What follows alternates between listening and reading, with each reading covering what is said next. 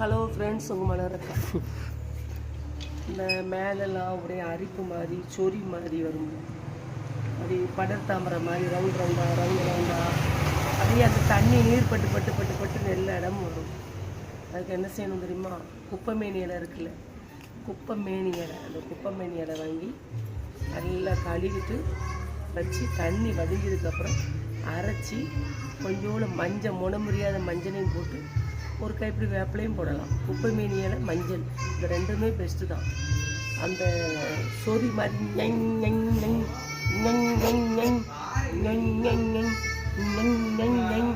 ஞன்னு சொறிவோம்ல, ஊரல் மாதிரி சொறி சரங்கு மாதிரி படந்துக்கிட்டே வரும்ல. இங்கே அரிப்பு, இங்கே அரிப்பு, இங்கே அரிப்பு, இங்கே அரிப்பு.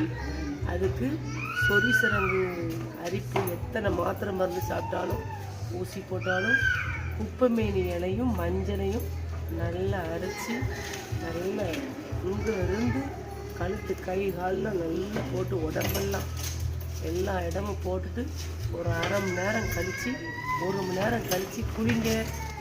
அப்படியே டெய்லி ஒரு தடவை குப்பைமேனி இலையும் மஞ்சளும், குப்பைமேனி இலை மஞ்சள், இந்த ரெண்டையும் அரைச்சி வேப்பம் கொண்டு வைக்கலாம். நல்லா அரைச்சி மேலு கையெல்லாம் போட்டு ஒரு அரை மணி நேரம் 1 மணி நேரம் கழித்து சின்ன பிள்ளையாக இருந்தாலும் சரி தான், பெரிய ஆளாக இருந்தாலும் சரி தான், தேய்ச்சி கழுவி குளிங்க. சோப்பு போடக்கூடாது, நல்லா தேய்ச்சி கழுவி குளிங்க. எப்படி பெஸ்ட்டாக இருக்கும், நல்லா இருக்கும். தேய்ச்சி கழுவும் போது கொஞ்சம் மஞ்சள் இருக்குல்ல, மஞ்சள் பொடி ஒரு கிண்ணத்தில் வச்சுக்கோ. குப்பைமேனி இலையும் மஞ்சள் அரைச்சி போட்டாலும் தேய்ச்சி கழுவிட்டு லாஸ்ட்டில் ஆம்பளை பிள்ளையாக இருந்தாலும் தான், பொம்பளை ஆளாக இருந்தாலும் சரி தான், மஞ்சளை போட்டு தெளித்து கழுவுங்க.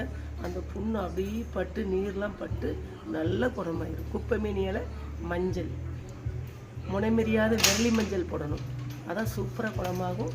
தேய்ச்சி கழுவும் போது மஞ்சள் போட்டு தேய்ச்சி கழுவுங்க, சூப்பராகிடுங்க. நல்ல நாள் அப்படி காஞ்சி உதிர்ந்துடும், இருந்த இடமே தெரியாமல் போயிடும். அவ்வளோ நல்ல பண்ணி செஞ்சு பார்த்துட்டு அக்கடை சொல்லுங்கண்ணே. தேங்க்யூ.